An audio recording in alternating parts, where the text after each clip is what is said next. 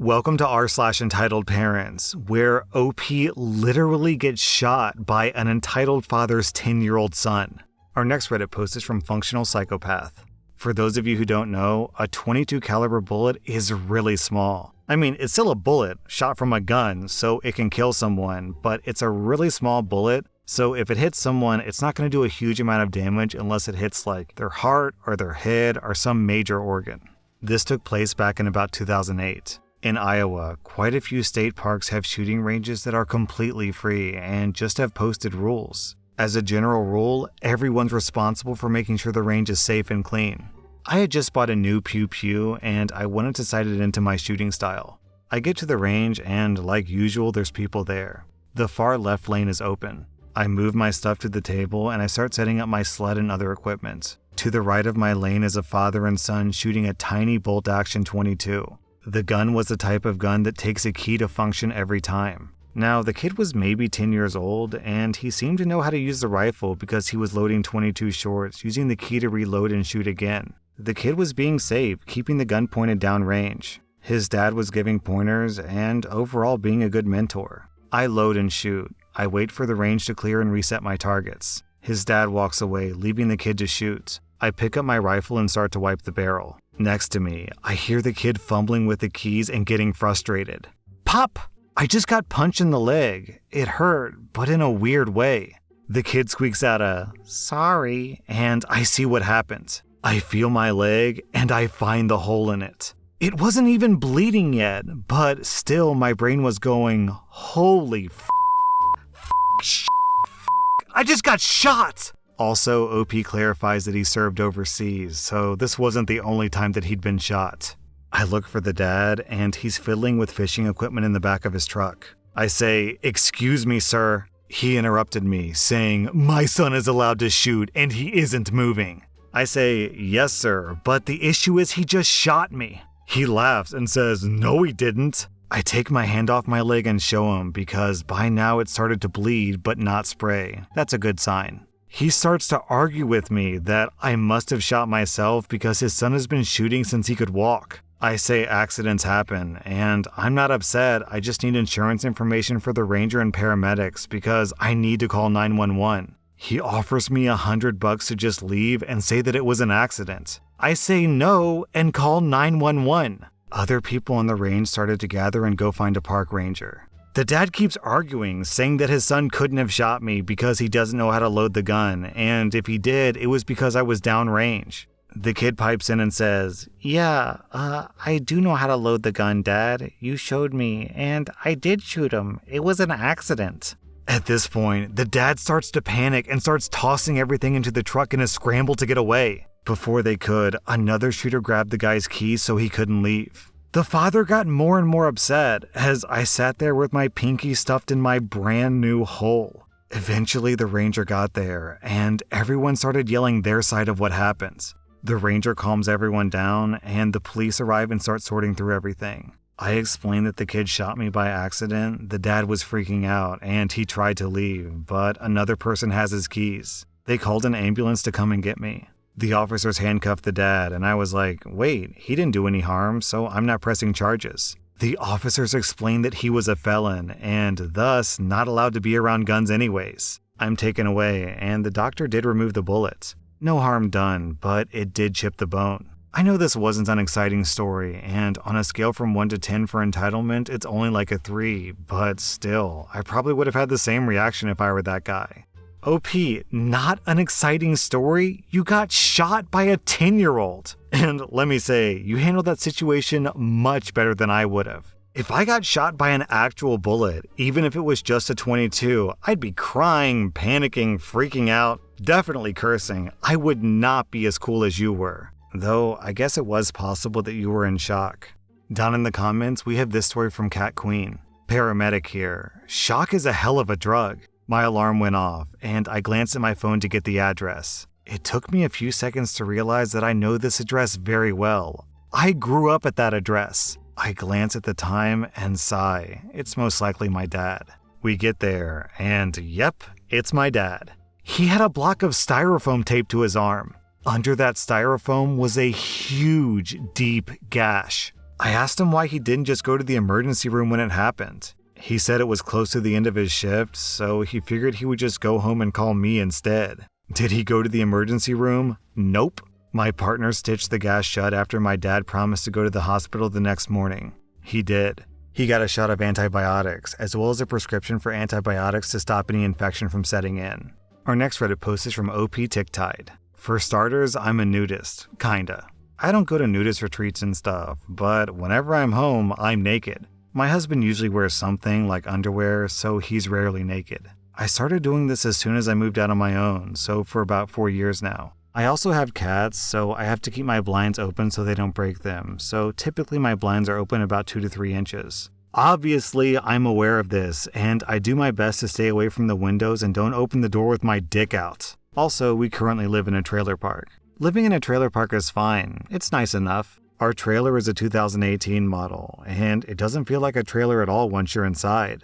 The only problem is that they're kinda close together. My neighbor has already given us dirty looks, probably because we're a gay couple. One day I was cleaning the floor and had to dump the water, so I put boxers on and dumped it outside. My neighbor immediately got mad because she doesn't work and just sits at home all day, so she came out yelling, "You can't come out naked!" I'm not. I'm in my boxers. I just came out to dump this mop water. "There's kids out here. Put some clothes on." I have clothes on. Goodbye. And I walked back inside.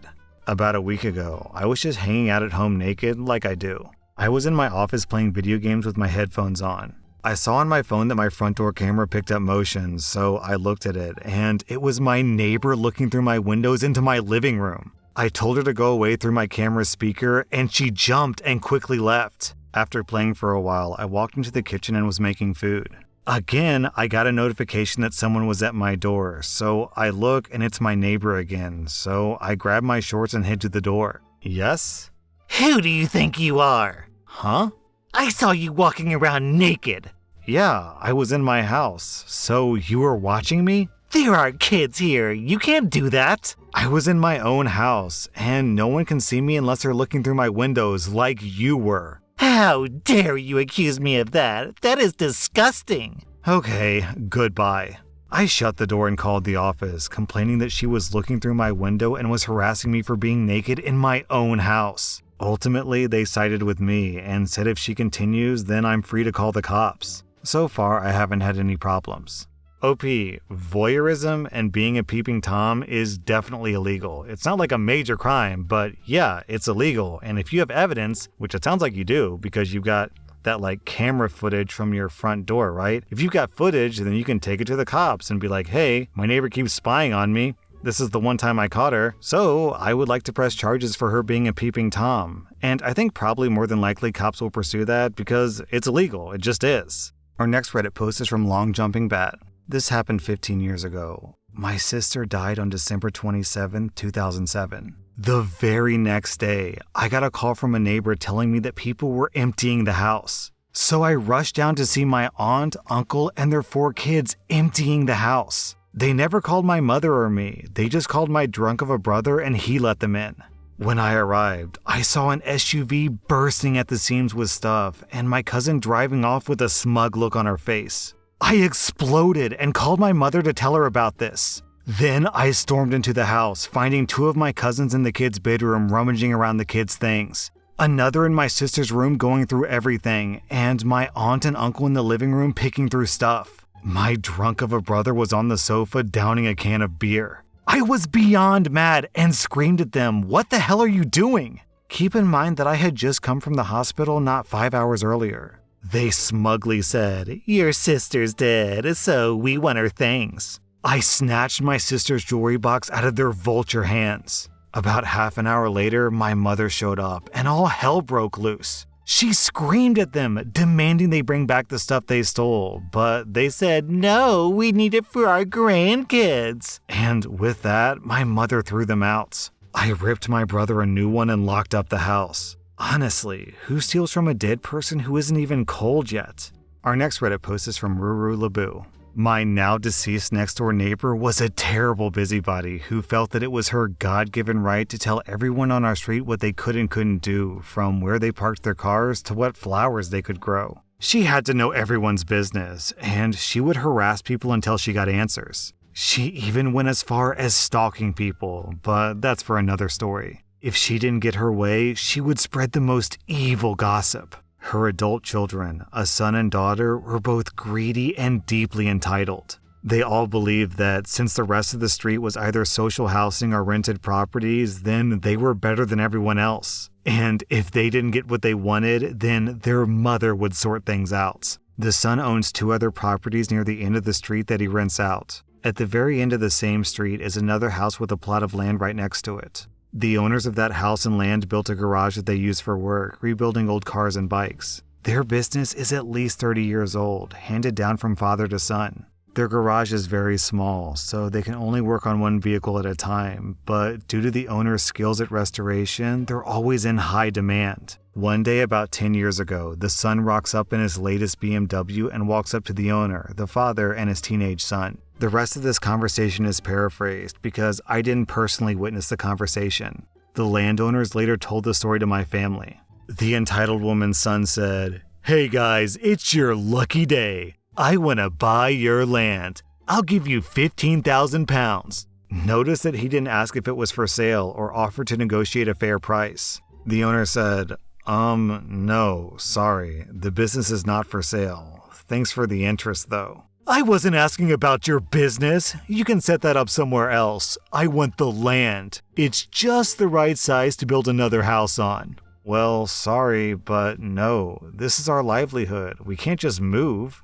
We would lose business while looking for someplace else, and besides, it used to be my father's garage, and it's next to our home, so why would we sell it? So you can make money, duh!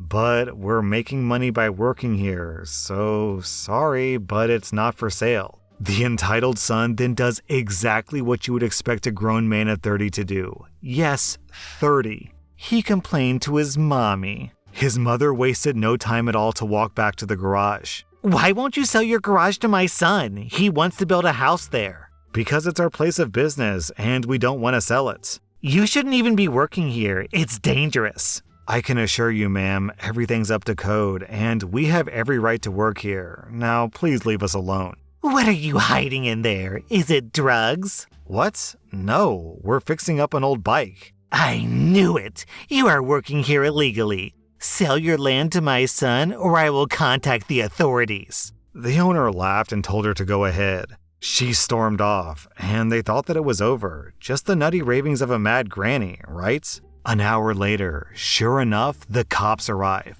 Apparently, an anonymous person called them to say the owners had been dealing drugs out of the garage. It was obvious who had called them. Of course, all the neighbors had seen the cops arrive. Our street is normally quiet, and we're all nosy bastards, so when you see a blue flashing light, you step out and watch the show unfold. The entitled mother took great glee in telling everyone how the owners had been selling drugs to children, and how she wasn't the one who called them, but everyone knows what was going on in there, and thank goodness something was finally being done about it. Half of the neighbors were shocked by this, but a few of the longer-term residents were already giving this woman the side eye. She must have been feeling pretty smug with herself, only there was a snag, just a little one. Since the garage owners worked on rare and old cars, which can be expensive, they had CCTV installed. That was something the entitled mother had not counted on. After the cops showed up, the owners knew who the culprit was, so they had no issue showing footage with sound of the entitled mother threatening to call the cops if they didn't sell her the land.